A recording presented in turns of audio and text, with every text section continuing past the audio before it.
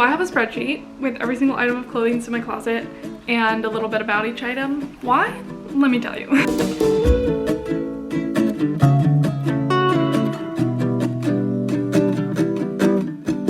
Closet audit is the process of going through all of the clothing that you own. That can look like trying on all of your clothes and then putting them back into your closet, reorganizing your closet. But as a data girly who took probably one too many Excel focused classes, my closet audit is a spreadsheet. I started my slow fashion journey in like 2015 when I was a freshman in college. I'm now almost 26. So I've had a lot of time to figure out what sustainable fashion looks like for me. I'm really on a mission to get more people involved in the sustainable fashion movement, and a huge part of that is making it more accessible. The most sustainable clothing is what's already in your closet. We don't talk about that nearly enough. We have to shift the conversation from you have to buy this item in order to have a sustainable wardrobe to sustainable fashion is more about a mindset and less about consumption. I've learned a lot through doing a closet audit. It's a great tool to start thinking about sustainable fashion in the context of your own closet versus in the context of how can I buy more sustainably. The process of doing a closet audit forces you to go through every single item in your closet. You're bound to rediscover items that you forgot about and things that just do not serve you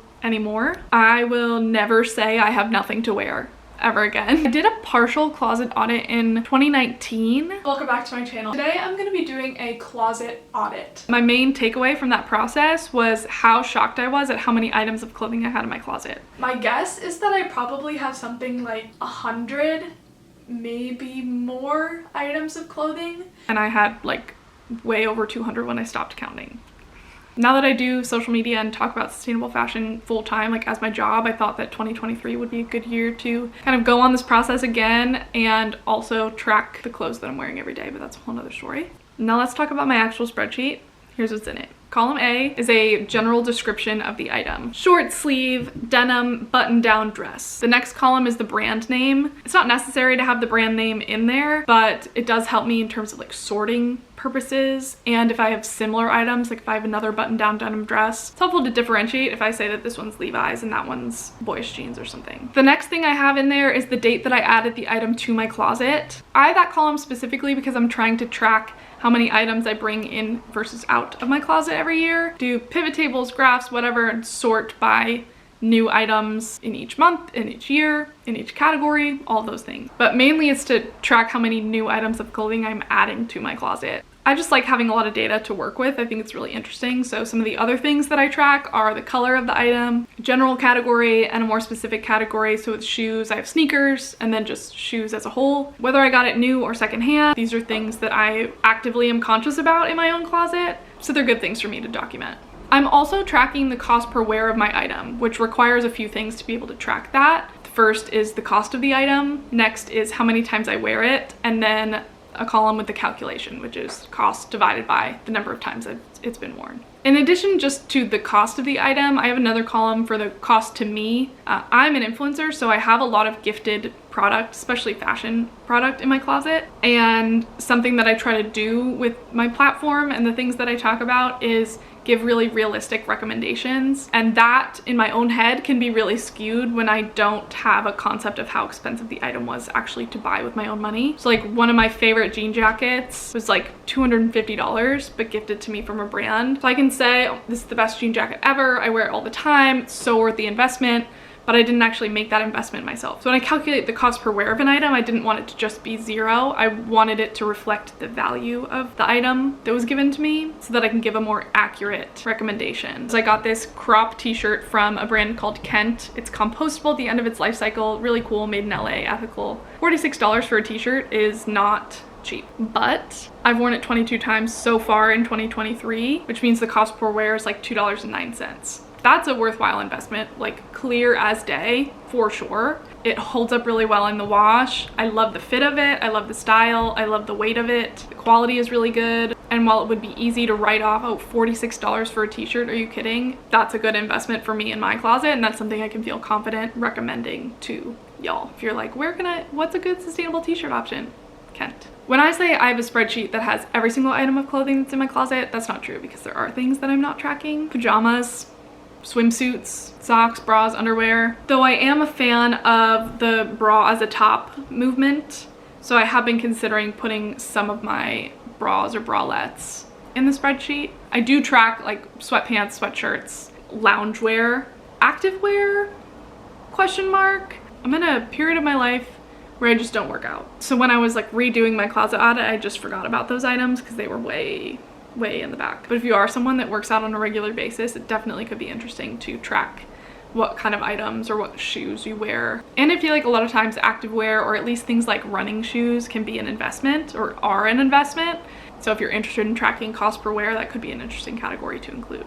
I track my shoes, I track bags, like purses. I don't have like tote bags or things like that in there. I track like scarves because I a lot of times will wear them as a scarf top. I track hats, baseball hats, bucket hats. I have like some headbands, but I don't track those. I don't track jewelry just because I'm not a big jewelry person. Like I wear pretty much the same pairs of earrings every single day and the rings just don't come off my fingers.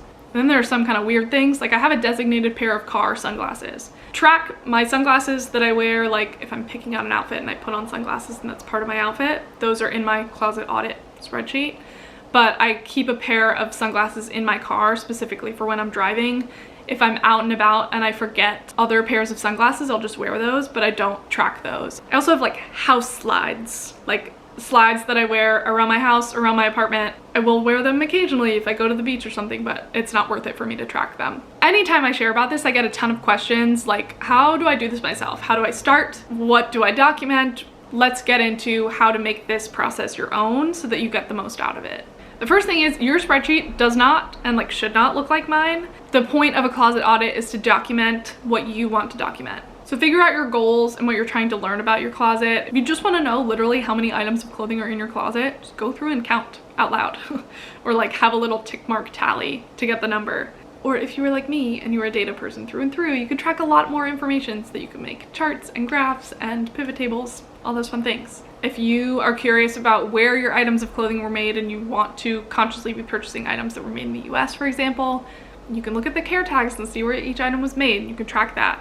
If you are curious or really passionate about microplastics being shed every time you wash synthetic clothing, you can track what the material content is, or if it's synthetic, or if it's a blend, or if it's a natural material. You don't have to track the date of when you added items to your closet. That can be something that you just do moving forward. You can pick an arbitrary date like January 1st, 2022, and put all the items that you're unsure about just in that category and start documenting moving forward. When you add something new, you add the date that you purchased it, like the exact date, or you could just not track the date that you bought an item at all. If you don't know how much an item was, you can estimate the cost. Like I have things that I bought at Goodwill, estimating that like a dress is I think $9 or a top is like $4. Estimate it, leave it out. You don't have to track the cost if you don't want to. If you're an online shopper, you can go back and search through your email order confirmations. I found a ton of data that way on the cost of the items and the date that I purchased them. But again, you don't need to be tracking those things if you don't think that they'll be helpful. And then literally like sitting down and doing the process, there's a few ways you can approach it. You can be crazy like me and just